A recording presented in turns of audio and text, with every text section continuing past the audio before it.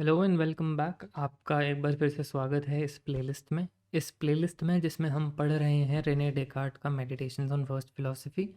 ये इस लेक्चर का टेक्निकली तीसरा वीडियो है और इसमें हम पढ़ रहे हैं सेकंड मेडिटेशन। फर्स्ट वीडियो में हमने कवर किया था इंट्रोडक्शन, सेकंड वीडियो में हमने कवर किया था फर्स्ट मेडिटेशन और अब थर्ड वीडियो में हम बात करने वाले हैं सेकंड मेडिटेशन के बारे में। मैं रेकमेंड करूँगा कि अगर आपने पिछला लेक्चर यानी कि फर्स्ट मेडिटेशन वाला लेक्चर जो है वो अभी तक नहीं देखा है और आपको एक कंप्लीट अंडरस्टैंडिंग चाहिए मेडिटेशन इन फर्स्ट फिलॉसफी की, तो मैं रेकमेंड करूँगा कि आप वो वीडियो जाकर देखें। उसका लिंक आपको मिलेगा डिस्क्रिप्शन में नीचे या फिर आई बटन में ऊपर आपको उसका लिंक मिल जाएगा। अगर आपको बेस्ट अंडरस्टैंडिंग चाहिए तो मैं रिकमेंड करूँगा कि आप सारे वीडियोस देखो। ठीक है, तो आज हम बात करने हैं सेकंड मेडिटेशन के बारे में। हम वहीं से पिकअप करेंगे जहाँ पे हमने लास्ट लेक्चर में छोड़ा था। और ये दो वीडियोस डलने में थोड़ा टाइम इसलिए लगा बिकॉज मेरे एग्ज़ाम्स चल रहे थे और बीच में वीडियो बनाना थोड़ा सा मुश्किल हो गया था। तो अब हम बात कर रहे हैं सेकंड मेडिटेशन की और सेकंड मेडिटेशन का टाइटल डेकार्ट लिखते हैं the nature of human mind and how it is better known than the body. तो सेकंड मेडिटेशन में डेकार्ट ने इसकी हेडिंग के साथ ही ये क्लियर कर दिया है कि इस मेडिटेशन इस चैप्टर के अंदर हम लोग क्या पढ़ने वाले हैं और डेकार्ट किस चीज़ के बारे में बात करने वाले हैं। यानी कि ह्यूमन माइंड एक बेटर नोन चीज़ है ह्यूमन बॉडी से। क्यों है, कैसे है, वो सब हम इस मेडिटेशन में देखने वाले हैं। एक बात और कि इस लेक्चर के अंदर मैं ट्राई करूँगा 45-50 मिनट्स तक जितना कवर हो जाता है वो कर लेंगे। अगर सेकंड मेडिटेशन पूरा कवर नहीं होता तो इसका एक पार्ट 2 बना दिया जाएगा जिसमें हार्डली 25-30 मिनट्स और लगेगा और हम इसको पूरा कवर कर लेंगे। सो डिकार्ट कहते हैं कि so serious are the doubts into which I have been thrown as a result of yesterday's meditation that I can neither put them out of my mind nor see any way of resolving them. It feels as if I've fallen unexpectedly into a deep whirlpool which tumbles me around so that I can neither stand the bottom nor swim up to the top. Nevertheless, I will make an effort and once more attempt the same path which I started on yesterday. Anything which admits of the slightest doubt I will set aside just as if I had found it something certain, or if nothing else, until I at least recognize for certain that there is no certainty.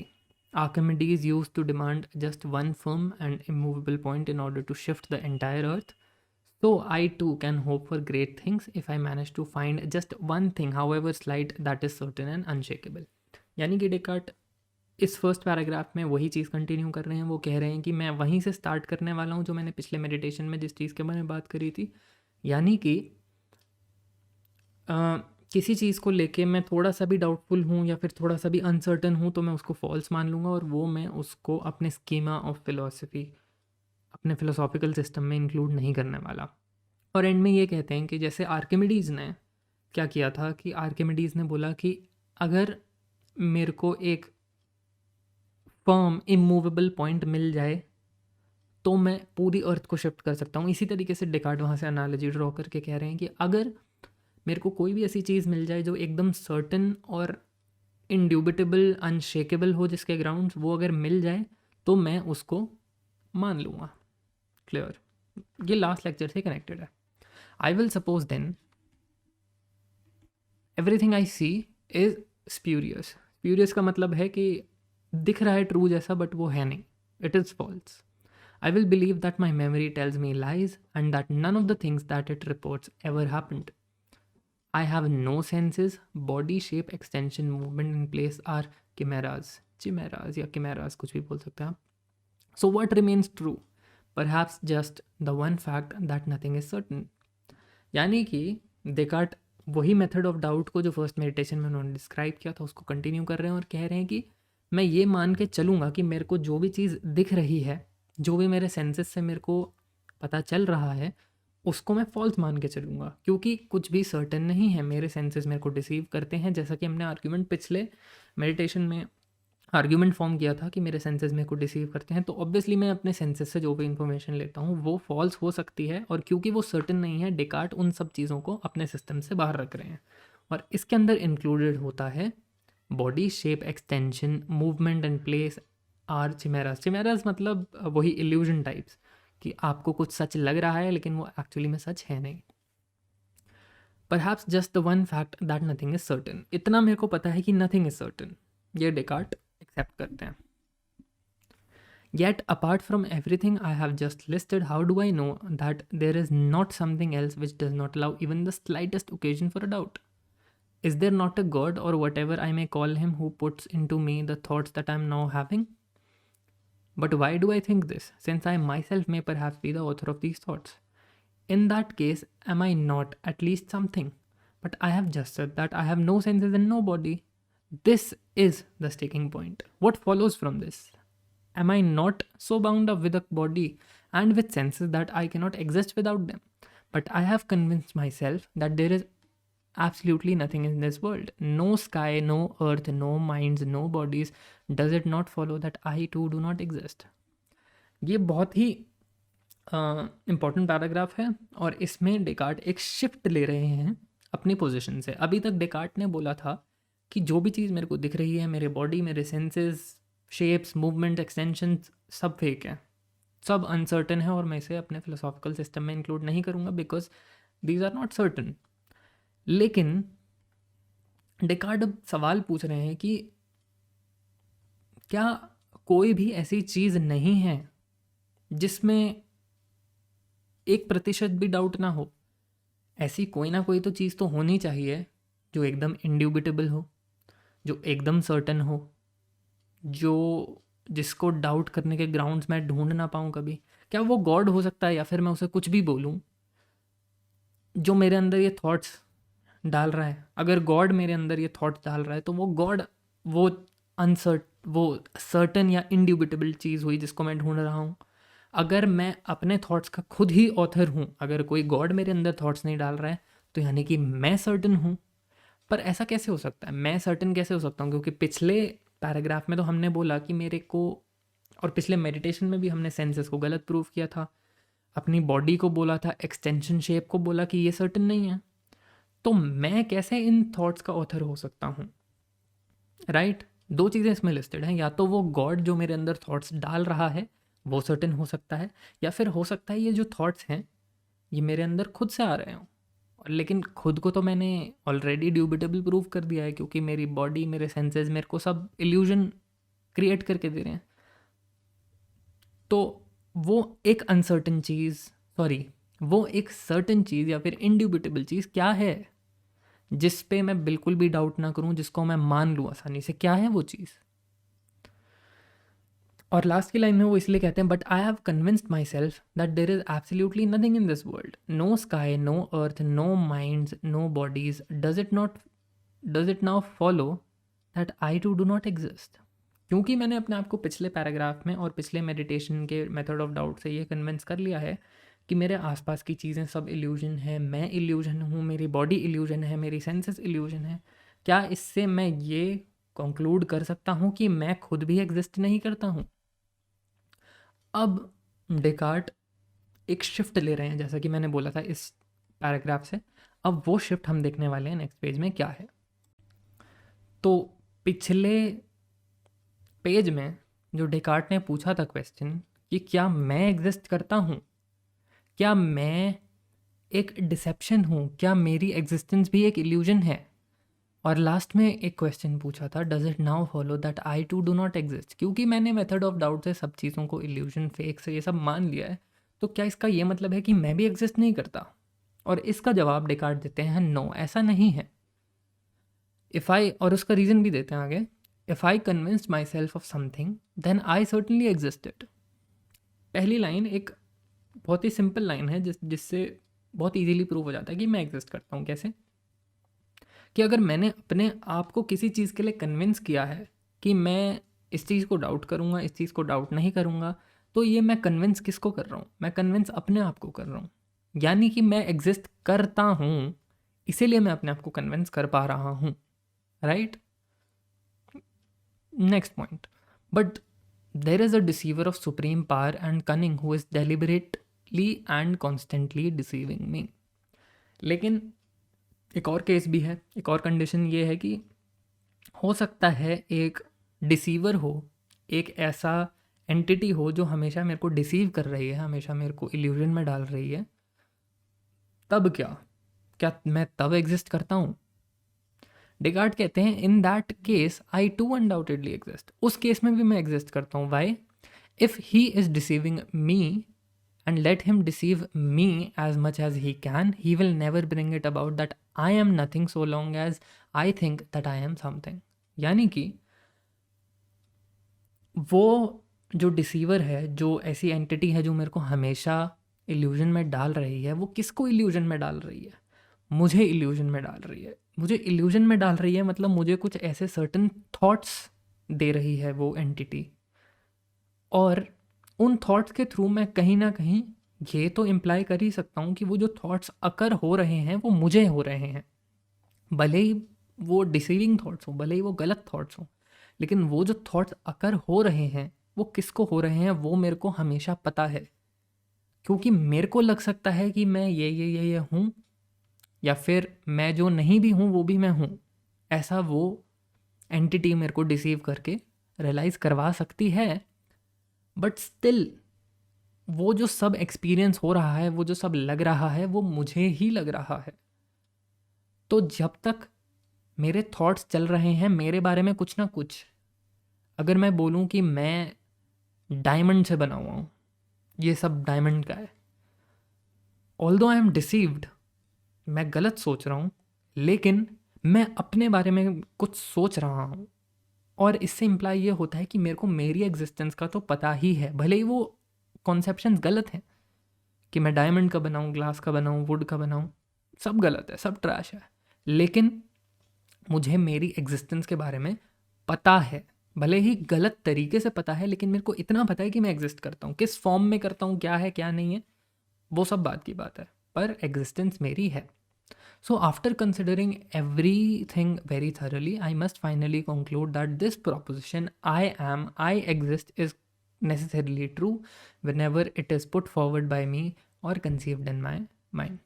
कि भले ही कुछ भी हो जाए, मेरे को मेरे दिमाग से ये कोई नहीं निकाल सकता कि मैं हूँ, मैं एग्जिस्ट करता हूँ। क्योंकि दोनों कंडीशन, जैसा कि हमने देखा, भले ही मैं हर चीज़ को डाउट भी कर लूँ, तो वो डाउट वाले थॉट्स किसको आकर हो रहे हैं? मुझे हो रहे हैं। भले ही वो डिसेप्शन कोई एंटिटी करवा रही है, वो किसको डिसीव करवा रही है? मुझे।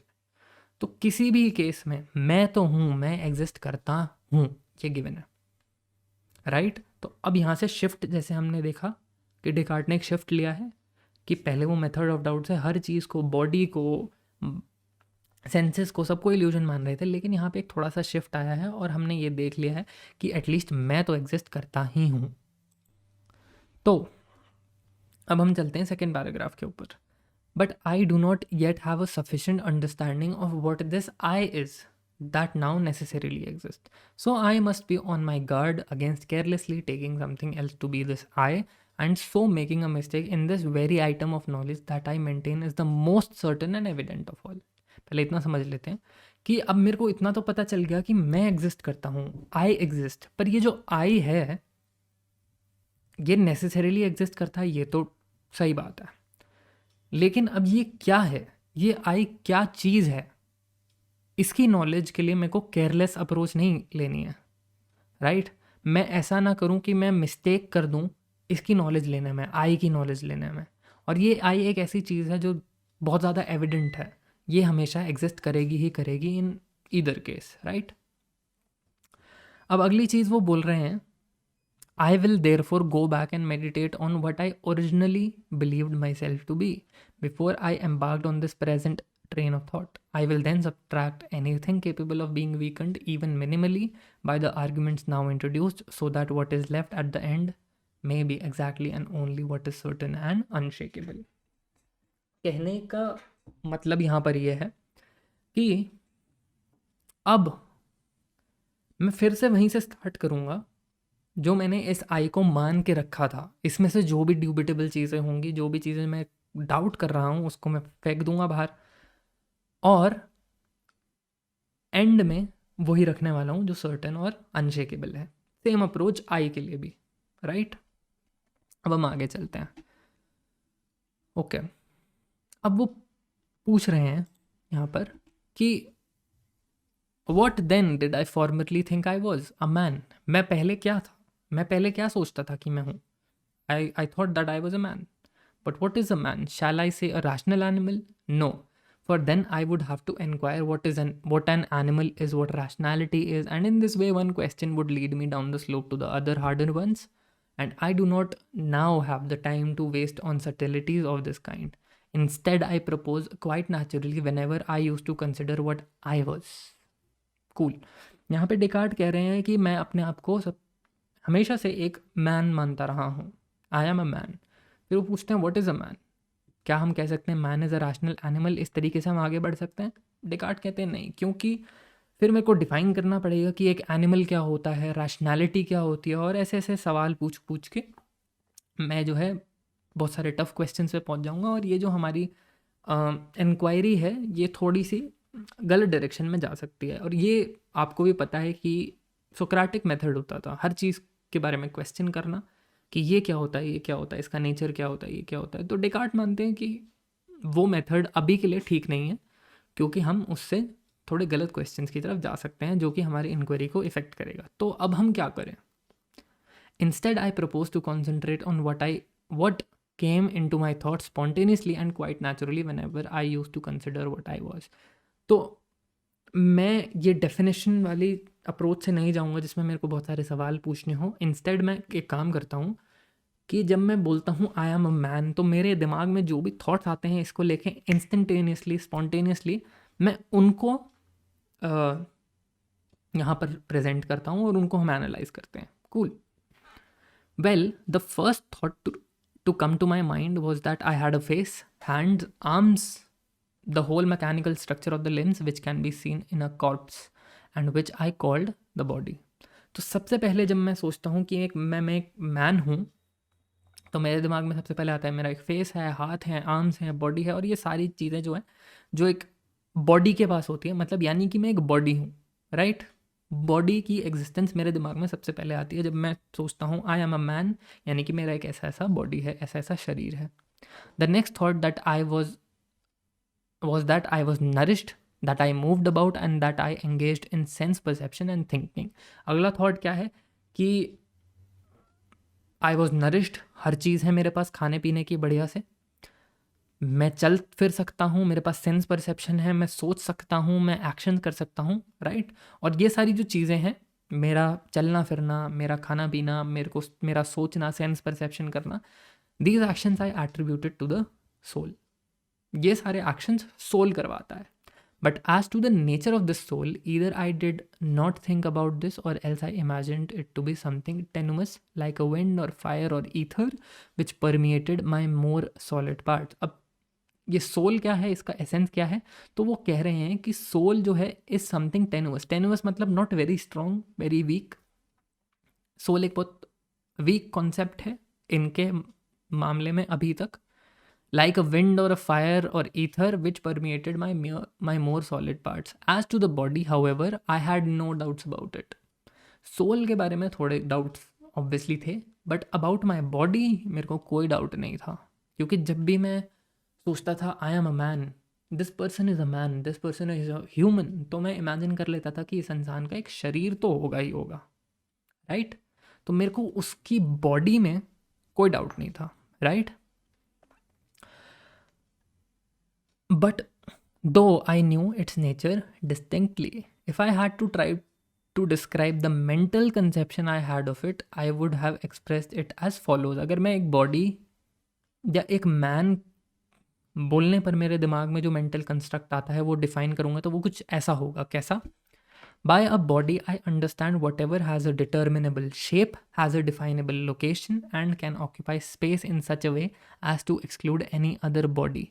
It can be perceived by touch, sight, hearing, taste or smell, can be moved in various ways, not by itself but by whatever comes into contact with it. 5 चीज़ें बताई इन्होंने कि मेरे दिमाग में जब मैं बॉडी के बारे में सोचता हूँ, ये तो ये 5 चीज़ें आती हैं। क्या? उसकी एक पर्टिकुलर शेप है, एक लोकेशन पर होती है, कुछ ऐसी स्पेस ऑक्यूपाई करती है जिस टाइम पर उसको और कोई बॉडी ऑक्यूपाई नहीं कर सकती, टच से हम उसको परसीव कर सकते हैं, साइट, हियरिंग, टेस्ट, स्मेल से परसीव कर सकते हैं, मूव करवा सकते हैं हम खुद से। बॉडी, ध्यान रखिएगा, बॉडी खुद से मूव नहीं कर सकती है, उसको मूव करवाया जाता है। अब किससे करवाया जाता है, इंटरनली एक्सटर्नली, वो एक अलग केस है। बॉडी, सिर्फ बॉडी खुद से मूव नहीं कर सकती है। Okay, for according to my judgment the power of self movement like the power of sensation or of thought was quite foreign to the nature of a body. Descartes खुद ही explain कर रहे हैं ये चीज़ कि जो सेल्फ मूवमेंट है, जो सेंसेशन है, जो थॉट है, वो बॉडी की प्रॉपर्टी नहीं है। वो एक ह्यूमन की प्रॉपर्टी हो सकती है, पर सिर्फ बॉडी की बात अगर हम करें तो बॉडी सेल्फ मूवमेंट नहीं कर सकती है। उसके अंदर कुछ ना कुछ ऐसा होता है जो शायद उसको सेल्फ मूविंग बना सकता है, लेकिन सिर्फ मेयर बॉडी सेल्फ मूवमेंट नहीं करती है। Indeed, it was a source of wonder to me that certain bodies were found to contain faculties of this kind. लेकिन कुछ बॉडीज़ में ये फैकल्टीज़ होती हैं, यानी कि सेल्फ मूवमेंट की, थिंक करने की, बहुत सारी चीज़ें, बहुत सारी फैकल्टीज ऐसे बहुत सारी बॉडीज़ में होती हैं। क्यों होती हैं, क्या होती हैं, वो हम देखेंगे बाद में। तो ये डेकार्ट इसके थ्रू ये समझाना चाहते हैं। और अब डेकार्ट अगले पैराग्राफ में बात कर रहे हैं कि But what shall I now say that I am, when I am supposing that there is some supremely powerful and, if it is permissible to say so, malicious deceiver who is deliberately trying to trick me in every way he can? तो पीछे जो हमने bodies की बात करी, souls के senses की बात करी, जो कुछ भी बात करी कि मैं जो भी इमेजिन करता था अपने आप को, जब मैं बोलता हूँ आई एम अ मैन, उस सब का क्या होगा जब मैं ये इमेजिन करता हूँ कि एक कहीं ना कहीं तो एक डिसीवर होगा जो मेरे को ये सब इल्यूजन क्रिएट कर रहा है। क्या होगा मेरी इस नॉलेज का, क्या होगा इस सब का? Can I now assert that I possess even the most insignificant of all the attributes which I have just said belong to the nature of a body? I scrutinize them, think about them, go over them again, but nothing suggest itself. It is tiresome and pointless to go through the list once more. But what about the attributes I assign to the soul? अच्छा, पहले इतना समझ लेते हैं कि जब ये malicious deceiver वाली चीज़ आ जाती है, तो उस बॉडी और उस बॉडी के एट्रीब्यूट्स के बारे में, जिस चीज़ के बारे में मैं श्योर दिख रहा था अभी से पहले, वो सारी चीज़ें वेन में चली जाती हैं। कुछ फ़ायदा नहीं होता उसका, क्योंकि हो सकता है ना कि एक डिसीवर हो जो मेरे को इस सब चीज़ के बारे में डिसीव करवा रहा हो और ये सब गलत हो, पूरी पॉसिबिलिटी है। लेकिन उन चीज़ों का क्या जो मैंने सोल को असाइन करी थी? पीछे हमने देखा कि डेकार्ट ने सोल को असाइन करा था सेल्फ मूवमेंट, नरिशमेंट, ये सब चीज़ें, जैसे कि इसमें खुद भी लिखा है। But what about the attributes I assign to the soul? Nutrition or movement. Since now I do not have a body, these are mere fabrications. अब मेरे पास बॉडी ही नहीं है क्योंकि वो डिसीवर की वजह से, तो सोल कहाँ से आएगा? सोल तो बॉडी के अंदर ही होता है, जो ये सारी चीज़ें नरिशमेंट और न्यूट्रिशन ये सब लाता है। जब बॉडी ही नहीं है तो सोल क्या कर पाएगा? But what about the sense perception? This appeared this surely does not occur without a body, and besides, when asleep, I have appeared to perceive through the senses many things which I afterwards realized I did not perceive through the senses at all. Sense perception का क्या होगा? सबसे पहली बात तो जब body ही नहीं होगी तो सेंस परसेप्शन कहाँ से आएगी? दूसरी बात ये कि बहुत बार ऐसा होता है जब मैं सो रहा होता हूँ तो मेरे को बहुत सारे ड्रीम्स आते हैं और मैं उसमें परसीव कर रहा होता हूँ कुछ ना कुछ चीज़, और मेरे को उठ के रियलाइज़ होता है कि ये सब तो मैंने परसीव किया ही नहीं कभी सेंस परसेप्शन के थ्रू, तो वो सब भी गलत हो जाएगा। What about thinking? At last I have discovered it. Thought वो चीज़ है जो हम देख रहे हैं। This alone is inseparable for me. बाकी हर चीज़, डेकार्ट कह रहे हैं कि वो जो ईवल डीमन है, ये जो मलिशियस डिसीवर है जो मेरे को डिसीव करता जा रहा है, वो बाकी हर चीज़ पर अटैक कर सकता है। यानी कि जो मेरा कंसेप्शन है बॉडी का, वो भी गलत हो सकता है डिसीवर की वजह से। जो सोल को मैंने चीज़ें एट्रीब्यूट करी थी वो भी झूठी हो सकती हैं। सेंस परसेप्शन भी गलत हो सकता है। लेकिन एक चीज़ जो गलत नहीं हो सकती वो है थॉट, थिंकिंग। ये मेरे से सेपरेट नहीं कर सकता है वो डिसीवर भी चाह कर मेरे से थॉट को सेपरेट नहीं कर सकता है। क्यों? फॉर सॉरी, यहाँ से पढ़ते हैं ना, आई होप आप लोग देख पा रहे हो। I exist, that is certain, but for how long, इतना मेरे को पता है, आई एग्जिस्ट, ये हमने पीछे भी देखा, लेकिन कब तक? For as long as I am thinking, जब तक मैं सोच पा रहा हूँ तब तक मैं एग्जिस्ट करता हूँ। For it could be that were I totally to cease from thinking, I should totally cease to exist. जब मेरा सोचना बंद हो जाएगा, मैं एग्जिस्ट करना बंद कर जाऊँगा। एकदम सर्टनटी वाली बात हो रही है यहाँ पे। At present I am not admitting anything accept what is necessarily true. Descartes यहाँ पे अपने आप को क्लियर भी कर रहे हैं कि मैं यहाँ पर सिर्फ उन चीज़ों की बात कर रहा हूँ, उन सिचुएशंस की बात कर रहा हूँ जहाँ पे मैं नेसेसरीली ट्रू होऊंगा। ऐसा नहीं कि जहाँ पे मैं ट्रू हो सकता हूँ। ऐसे कुछ एग्जाम्पल्स आप भी सोच सकते हो कि सपोज़ मैं कोमा में पड़ा हुआ हूँ, या मैं हॉस्पिटल में अनकॉन्शियस पड़ा हुआ हूँ, मेरे को कुछ परसेप्शन नहीं हो रहा है, मेरे को कुछ थॉट्स नहीं आ रहे, पर मैं एग्जिस्ट तो करता हूँ ना। तो डेकार्ट उस सब के बारे में बात नहीं कर रहे हैं। डेकार्ट नेसेसरी एग्जिस्टेंस के बारे में बात कर रहे हैं। वो कह रहे हैं कि हम ऐसी सिचुएशंस की बात करेंगे जिसमें मेरी एग्जिस्टेंस नेसेसरीली ट्रू हो। Okay, I am then in the strict sense only a thing that thinks. तो मैं कौन हुआ? ये आई कौन है? I is a thing that thinks. Cool. That is, I am a mind or intelligence or intellect or reason, words whose meaning I have been ignorant of until now. But for all that, I am a thing which is real and which truly exists.